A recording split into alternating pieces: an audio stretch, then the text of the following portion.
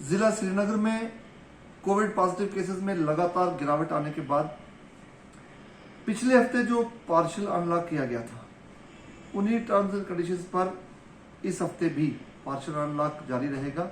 कोई भी मजीद उसमें रिलैक्सेशन नहीं दी गई है, क्योंकि जिले में अभी भी पॉजिटिविटी रेट 5.5% के करीब है और 2100 के करीब एक्टिव केसेस हैं। आज तक टोटल 6,08,228 पॉजिटिव केसेस आए हैं, जिनमें से 65,000 से ज्यादा रिकवरीज हैं और 95.5% रिकवरी रेट है जिले में। आज तक पूरे जिले में 7,22,000 कोविड टेस्ट किए गए हैं, जो प्रिस्क्राइब्ड लिमिट से काफी ज्यादा ऊपर है। जिले में 3 लाख और 4,500 वैक्सीन एडमिनिस्टर किए गए हैं।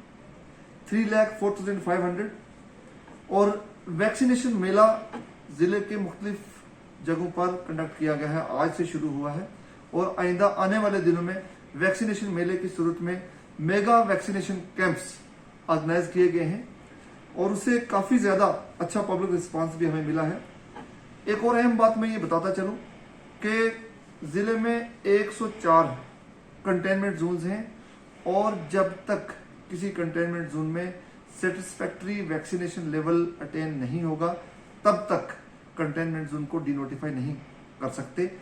जिस कंटेनमेंट जोन में वैक्सीनेशन रेट सेटिस्फैक्ट्री लेवल पर पहुंचेगा, उसको उसके बाद डिनोटिफिकेशन का प्रोसेस भी शुरू हो जाएगा। इस तरीके से मौजूदा कोविड की सूरत हाल में हमें और ज्यादा सतर्क रहने की जरूरत है। पूरे जिले में जो SOPs है वो फॉलो करने की जरूरत है। मास्क, मैं दोहरा के ये बात कहूंगा कि मास्क पहनना, जब 1 साल से भी ज्यादा अरसा गुजर चुका है, आज भी किसी को ये समझाने की जरूरत नहीं पड़नी चाहिए कि मास्क पहनना जरूरी है।